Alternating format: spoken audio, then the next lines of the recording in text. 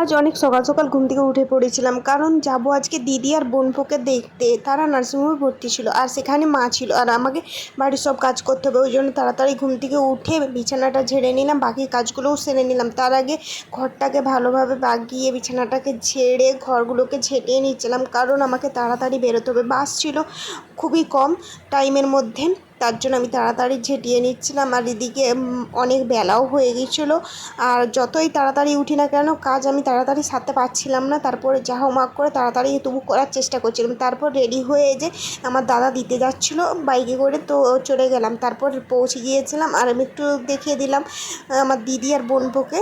তো ওরা এখন সুস্থ আছে, ভালো আছে। আর আমার বোনপো তো ঘুমে পুরো অঘোর হয়ে আছে, সারাদিন শুধু ঘুমিয়েই যাচ্ছে। তারপরে একটু উঠেছিল, আমার মা কোলে নিয়ে ওকে বসেছিল, আমি একটু আদর করে দিচ্ছিলাম। আর ও দেখো এতক্ষণে ওর ঘুমটা ভালোভাবে ভেঙেছে।